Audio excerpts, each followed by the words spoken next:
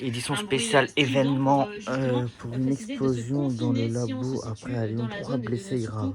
pas s'y rendre si on n'est Donc pas une concerné édition donc spéciale dont je par voulais cette prendre alerte. Et événement donc ce les soir. interventions se poursuivent ici. La préfecture va se rendre également sur place pour apporter plus de précisions dans les heures à venir. Merci Jade, bien sûr on vous reprend le plus souvent possible en fonction de l'évolution de la situation sur place. Vincent, donc confinement de la population.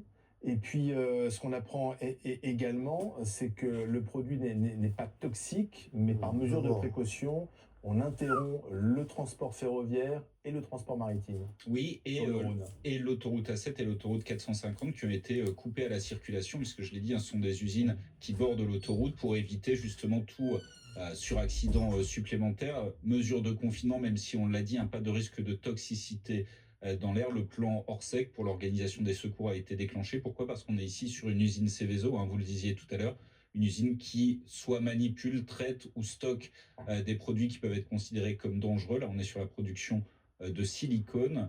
A priori, selon la première hypothèse privilégiée, ce serait une fuite d'hydrogène qui a occasionné cette Donc explosion. Une fuite accidentelle, mais qui rappelle dans ce secteur-là des souvenirs très douloureux. On pense à la catastrophe de Feyzin dans une raffinerie en 1966. On en parlait avec le général. C'est évidemment aussi ça qui revient dans les mémoires. Jérôme Pellistrandi qui est avec nous, mon général. Bonsoir. La vallée de la Chimie, c'est cette zone située au sud de Lyon. Il y a une quinzaine de communes dans cette vallée. Avant, on appelait ça le couloir de la chimie. Donc forcément, c'est une zone très surveillée, très protégée. Quand on déclenche le plan Orsec, ça veut dire quoi?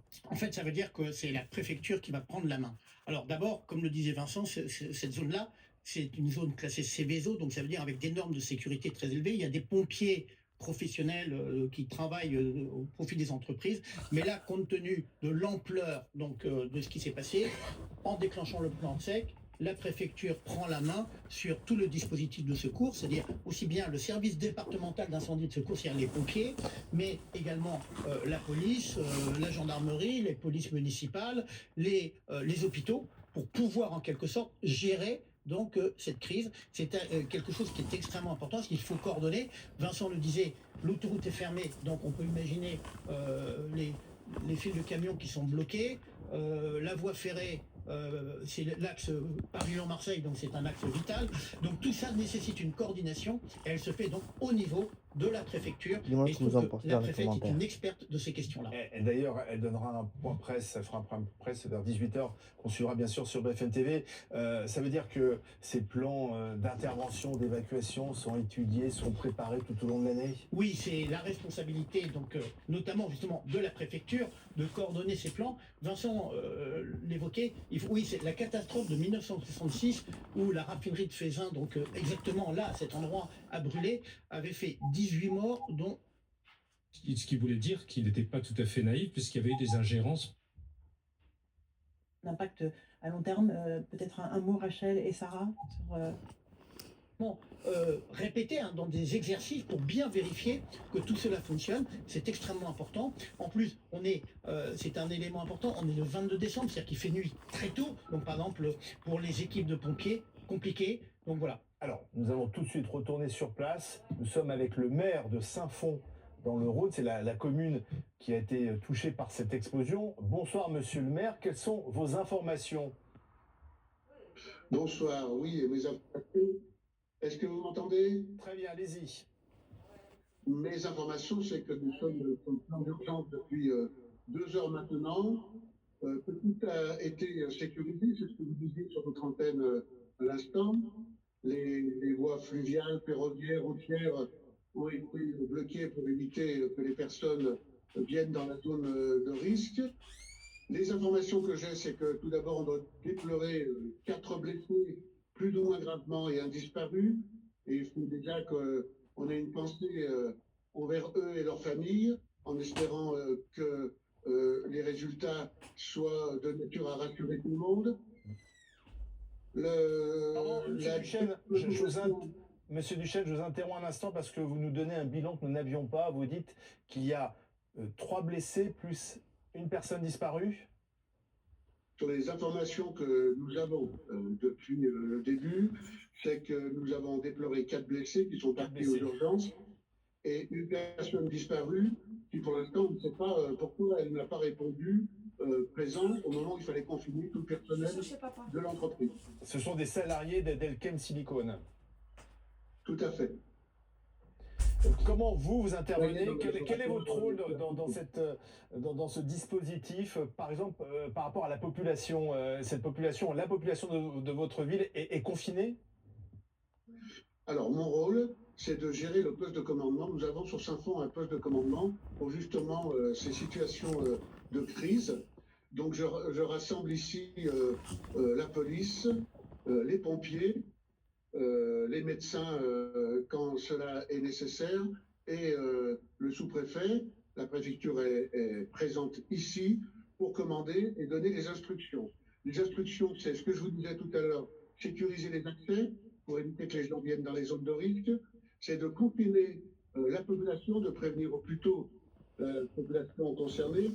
Pour notre commune, ça a été principalement le quartier des Clochettes qui se trouve très proche, le plus proche de l'entreprise en question.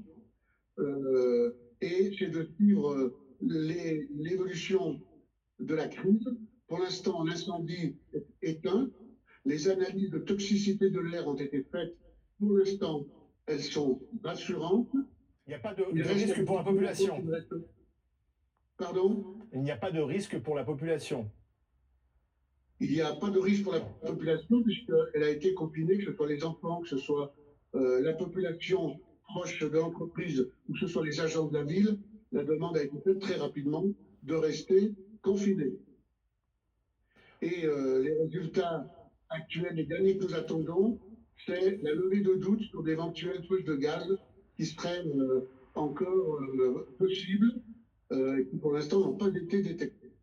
Ce confinement de la population, notamment à Saint-Fond, peut prendre combien de temps? Est-ce qu'on vous a donné une durée?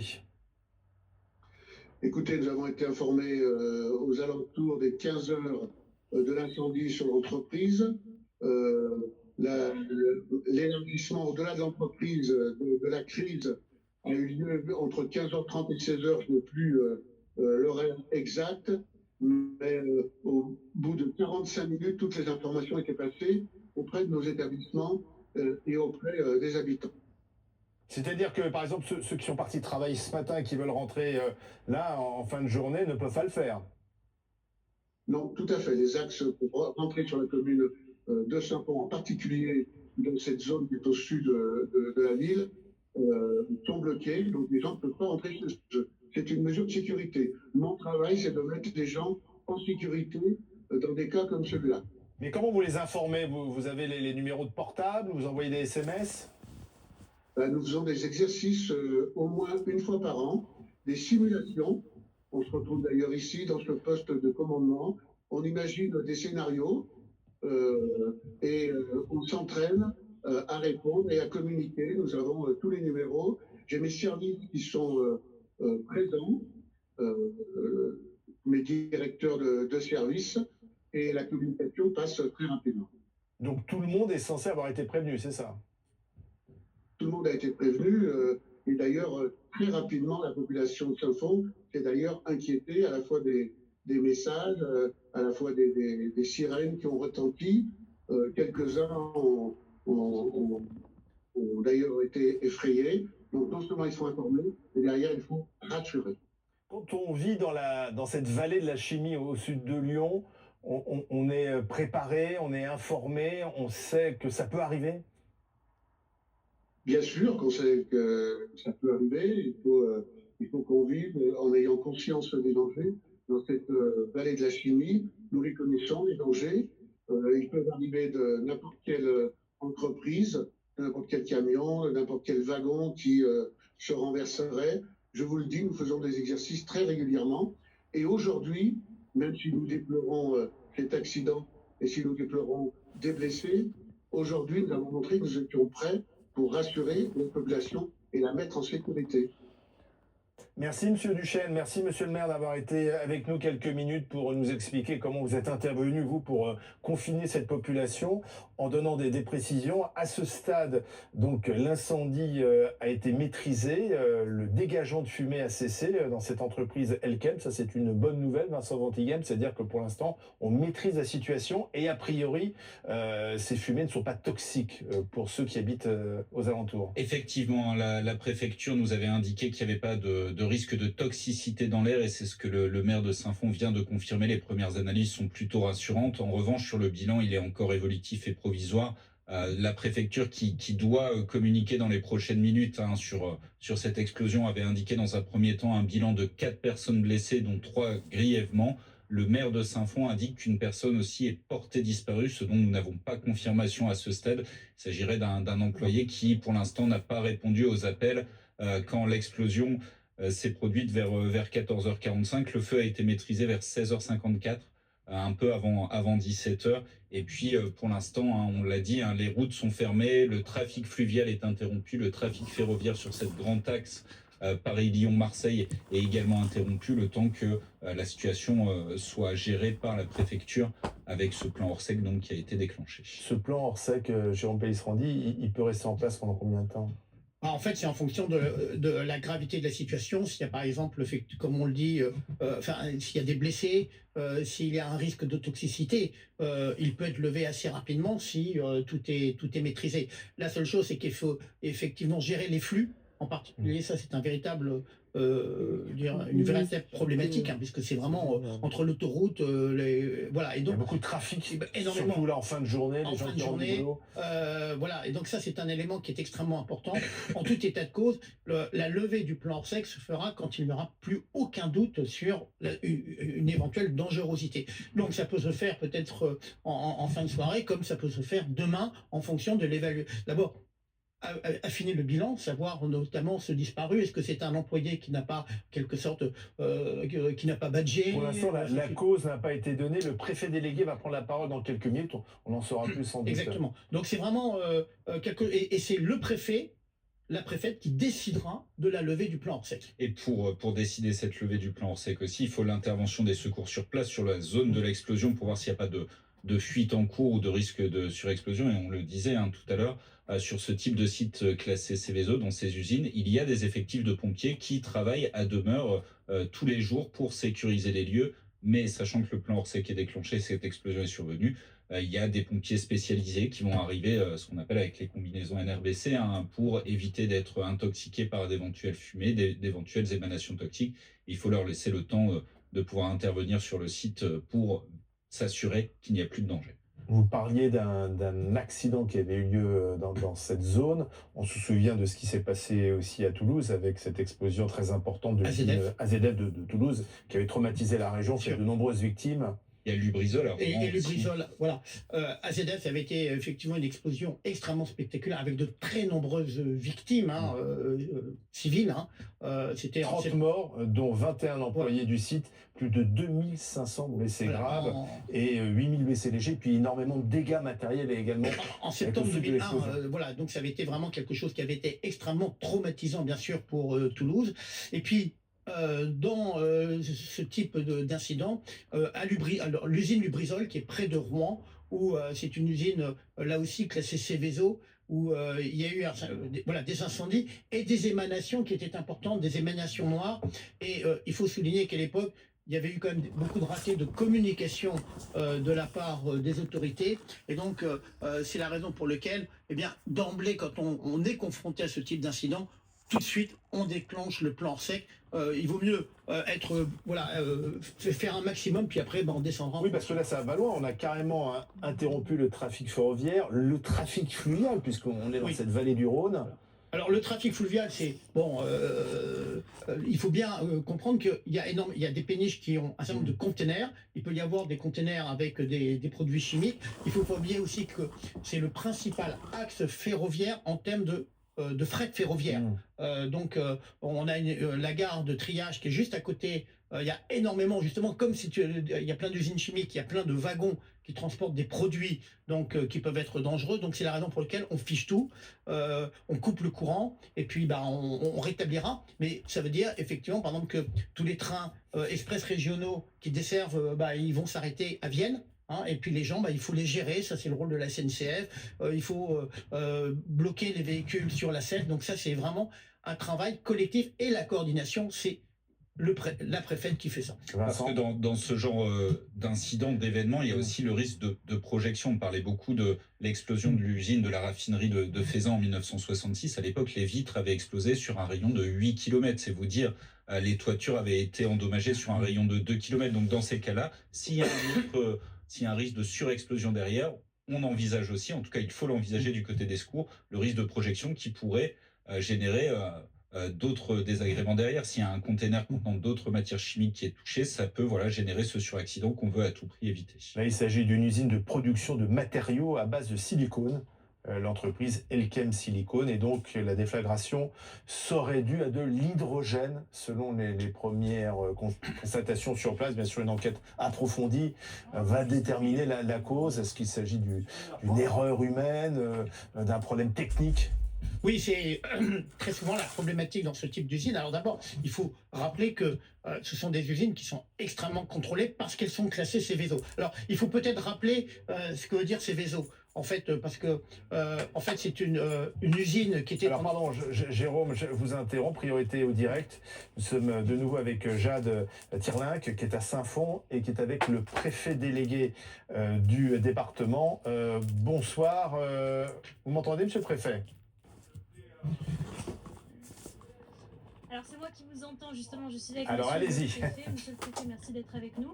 Juste derrière vous, on l'entend, l'usine Elkem est en train de diffuser un message ordonné de rester confiné. Quelles sont les consignes à l'heure actuelle ? Il y a une explosion qui s'est produite un peu avant 15 heures dans un laboratoire. C'est une usine qui produit des huiles pour faire des mastiques. Il y a un périmètre de sécurité qui a été mis autour de cette usine, environ 1000 mètres autour.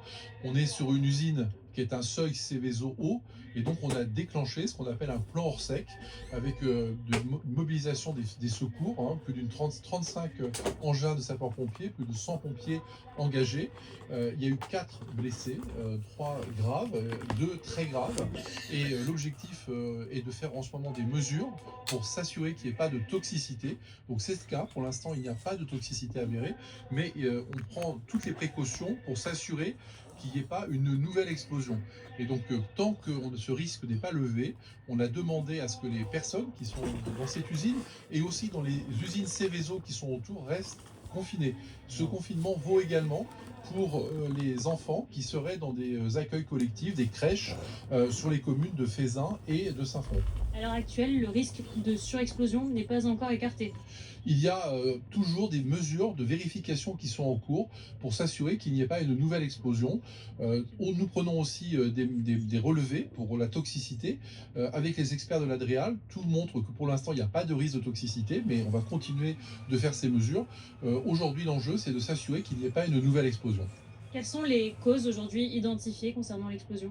Je ne suis pas en mesure de vous le dire. Apparemment, cette explosion s'est produite dans un laboratoire.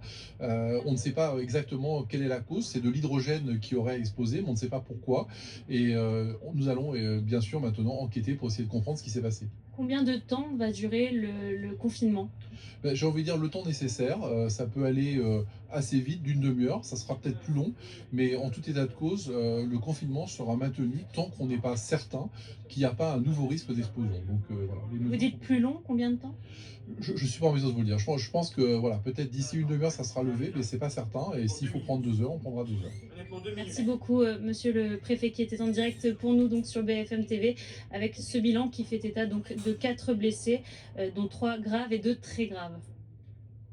Merci Jade, merci aux équipes de BFM Lyon pour ce duplex. On a donc des précisions, Vincent Ventighem, sur cette explosion, sur ce confinement qui est pour l'instant maintenu. Exactement, confinement de l'usine Elkem, où l'explosion s'est produite, aussi des autres usines classées Seveso qui sont dans le périmètre, et puis ce qu'a indiqué le préfet délégué, des enfants qui peuvent se trouver dans les accueils périscolaires, dans les crèches, parce qu'on est en période de vacances scolaires. Tout le monde est confiné à un confinement qui peut durer le temps nécessaire. Je reprends l'expression du préfet. Ça peut durer 30 minutes ou être beaucoup plus long parce qu'on doit faire des mesures pour analyser l'éventuelle toxicité de l'air. Pour l'instant, les premières mesures sont rassurantes, mais le préfet l'a indiqué. Les experts de la DREAL sont sur place pour voir que l'air est totalement respirable et puis éviter le risque de suraccident, c'est-à-dire de nouvelles explosions. On le sait, hein, cette explosion, elle est survenue dans un laboratoire, a priori en raison d'une fuite d'hydrogène. On ignore pourquoi il y a eu cette fuite et ça, ce sera à l'enquête de le déterminer. Et puis le préfet délégué à la sécurité qui a également fait un point sur le bilan, faisant état de 4 blessés, dont 3 graves, et 2 personnes très grièvement blessées. C'est ce qu'il a indiqué. Il n'a en revanche pas parlé de la personne disparue dont le maire de Saint-Fond faisait état tout à l'heure. Donc on reste sur ces 4 blessés, dont 3 grièvement, avec ce risque d'une nouvelle explosion qui n'est pas écartée par le préfet délégué à la sécurité du département. Alors d'abord, il faut bien comprendre que ces usines, elles fonctionnent en fait H24. Hein, c'est pas 8h midi, 2h, 6h. Donc ça veut dire par exemple, que les équipes de cette usine qui sont confinées sur place, il faut tout mettre en sécurité en quelque sorte. Hein. On continue pas l'exploitation comme si de rien n'était. Et donc il va falloir vérifier. Et donc c'est un travail qui est fait à la fois avec les équipes techniques de l'usine, puisqu'ils connaissent leurs installations, et bien entendu les pompiers. Alors il faut bien comprendre qu'il y a les pompiers de l'entreprise et les pompiers donc, du service départemental d'incendie de secours et des spécialistes, parce que là on est vraiment dans un domaine très spécifique, il faut tout vérifier. Alors ce qu'il faut comprendre aussi, c'est que ces sites-là, il y a des checklists, il y a des exercices permanents, et donc les gens ils sont je ne vais pas dire non pas habitués, mais ils sont entraînés, ils sont sensibilisés à gérer ce type de risque. Mais c'est vrai que ça prend du temps, parce que d'abord, ce sont des implantations, pour ceux qui connaissent, hein, c'est quand même plusieurs hectares, hein, c'est pas... voilà, donc il faut tout vérifier, et donc ça prend, oui, un temps certain, pour être sûr qu'il n'y ait pas quelque part une poche de gaz restante ou quelque chose qui pourrait déclencher un nouvel incendie quelque part. Donc c'est vraiment un travail extrêmement minutieux et donc ça, il faut prendre le temps de tout vérifier. Rappelons que l'explosion a eu lieu vers 14h45. La préfecture du Rhône vient de communiquer sur les réseaux sociaux. On va découvrir ensemble ce message. Événement à Saint-Fond. Les autorités diffusent un message et faire alerte aux populations situées à Saint-Fond, à Fézin, à Pierre-Bénite et à Vénissieux. Ce sont les 4 communes qui sont confinées. Donc dans ces zones, on doit rester chez soi, ne pas entrer dans la zone, respecter les consignes des autorités et rester en lieu sûr jusqu'à ce que les autorités déclarent la fin de la